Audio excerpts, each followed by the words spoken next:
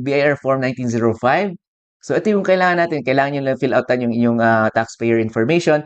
And then dito sa part 2, then the reason yung pag-update natin is doon tayo sa closure of business. Ayan, kita nyo doon sa other updates sa number 6.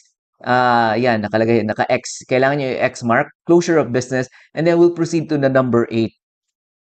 So sa number 8 naman, yung applicable sa atin, if you are closing your business or yung head office niyo, ayan, letter B, to deregister or cessation of registration of business. And then i-X yung permanent closure of business head office of an individual. So ilagay niyo yung trade or business name ninyo. And effectivity of date of cessation, kung kailan nyo isasubmit yung inyong mga requirements. So, ayan. So ito yung example ng ating list of ending inventory.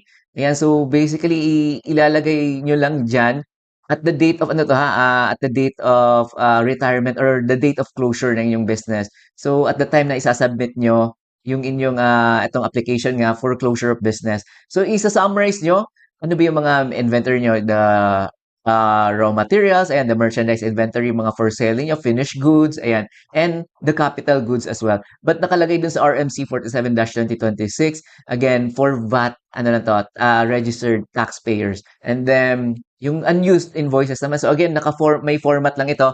Ilalagay ko sa ating description below. Or you can go to our website and www.pinoyaccountant.com/download. So ilalagay ko lang yung mga forms na kailangan. So in our example dito, 8 na booklets yung hindi nagamit. And then yung serial number nung 8 na yon, usually nasa upper right ng invoice nakalagay doon, is 101 hanggang 400. So ito yung mga invoices na hindi natin nagamit or hindi na natin gagamitin because magko-close na yung ating business. So, again, kailangan nating i-submit yung mga invoices mismo kay BIR. And then, ito yung mga example ng original BIR notices. So, the common example is the certificate of registration. Ayan. So, yung original talaga yung kailangan natin isauli kay BIR. And then, of course, itong yung notice na the establishment must issue invoice or receipt. Ayan. So, kailangan nyo din yung i-turn over or i-submit or isauli kay BIR.